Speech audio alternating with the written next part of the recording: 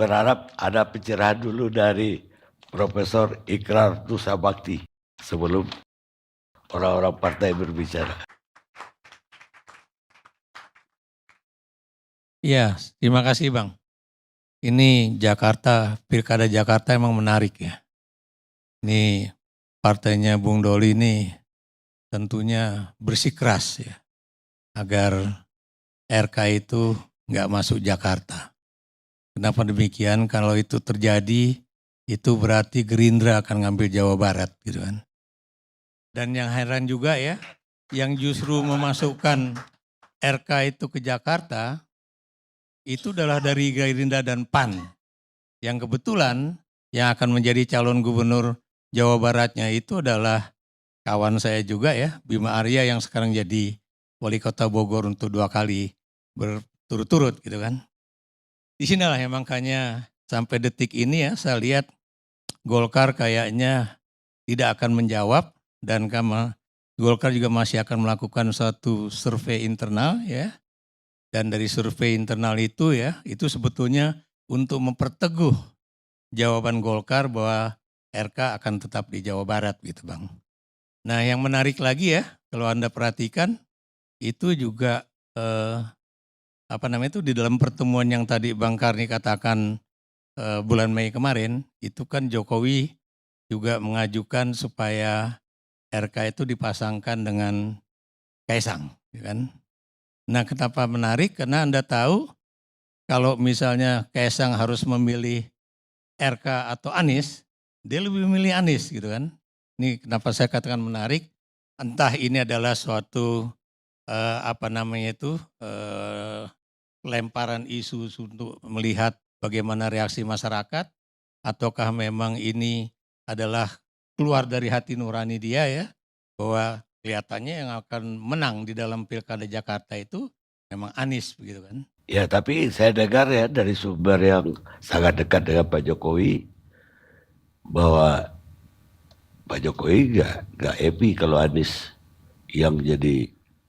Jelas nggak happy karena biar bagaimanapun Anies itu saya nggak akan lupa ya, Anies itu waktu pemilu presiden 2014 dia yang menemani Jokowi di Bajai dari tim ke KPU ya.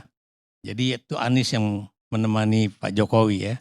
Dan kemudian kita juga tahu Anies kemudian menjadi salah satu anggota kabinet Jokowi yang pertama ya sebagai Mendikbud.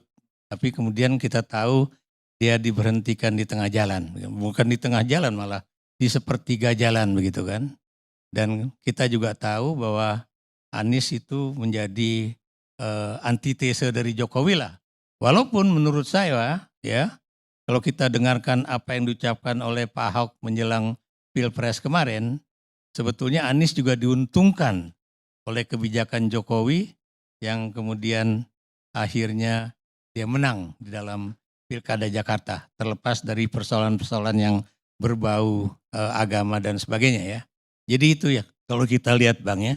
Tapi yang menarik juga kalau memang nanti Anies ternyata didukung ya, bukan cuma oleh PDIP, PKS dan PKB, tapi juga yang pertama mengusulkan Anies itu adalah setahu saya Partai Nasdem ya.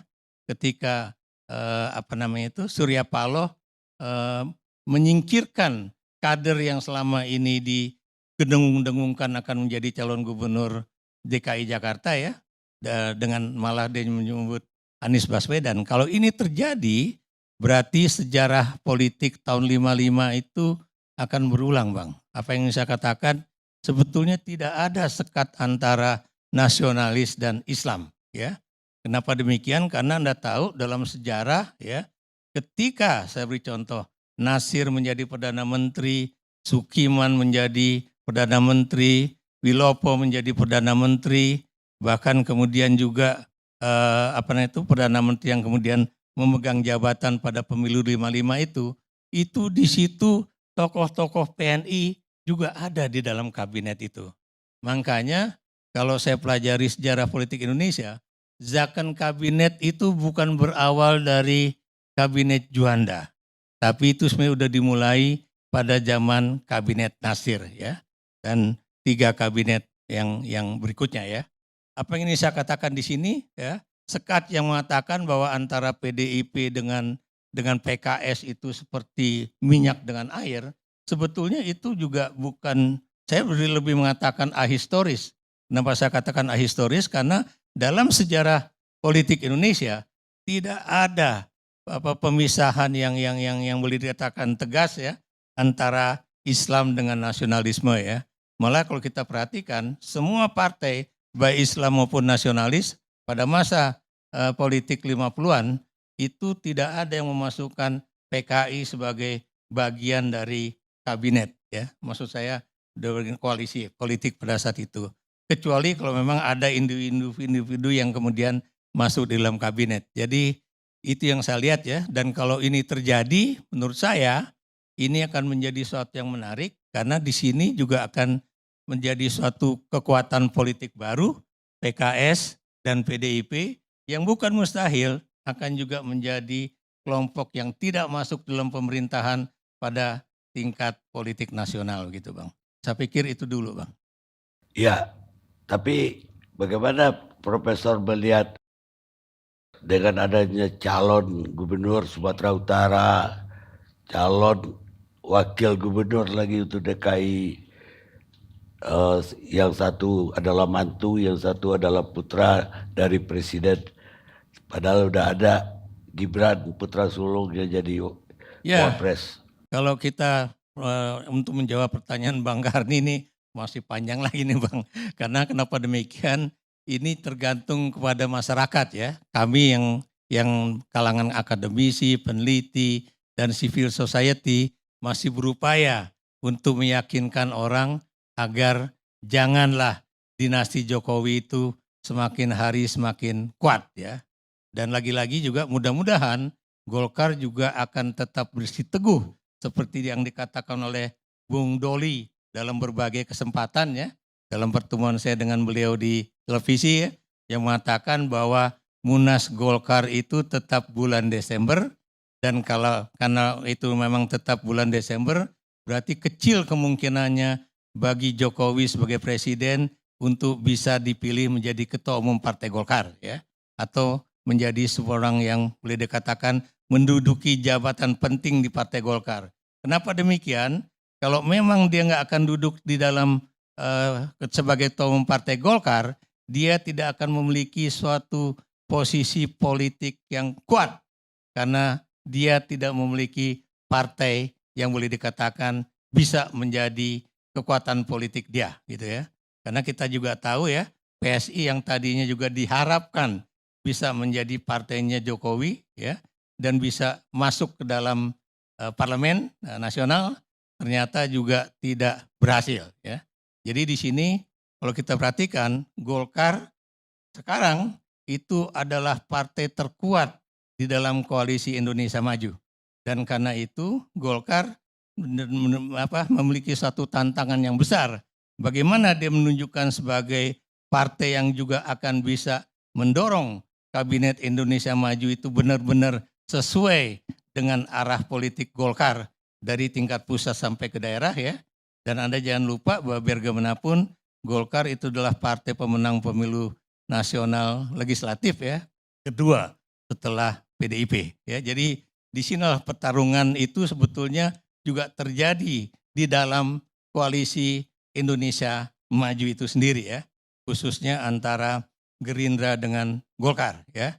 Dan saya juga nggak yakin Jokowi itu bisa menjadi ketua umum Partai Golkar karena berbeda dengan era SBY. Era SBY itu ketika dia Abu Rizal Bakri itu menjadi koordinator partai-partai koalisi pendukung Jokowi, dia mendapatkan blessing dari SBY sebagai presiden.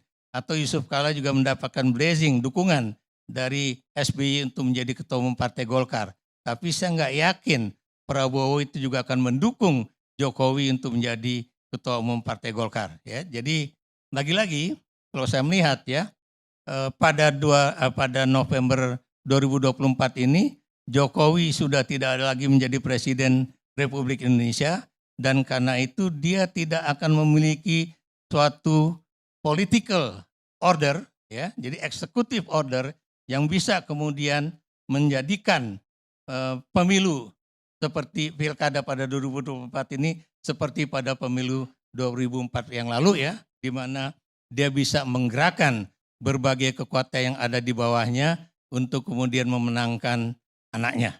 Tapi untuk kasus 2024 pilkada, ini adalah suatu pertarungan ya.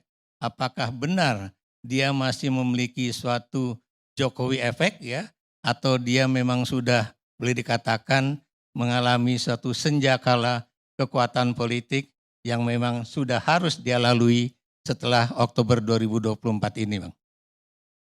Jadi nasib Bobi dan Kaisang belum bisa dipastikan. Belum bisa dipastikan. Saya juga belum yakin apakah Kaisang juga nanti akan bisa masuk Jakarta ya, apalagi kalau Golkar tetap bersikeras dia akan memajukan Ridwan Kamil untuk Jawa Barat.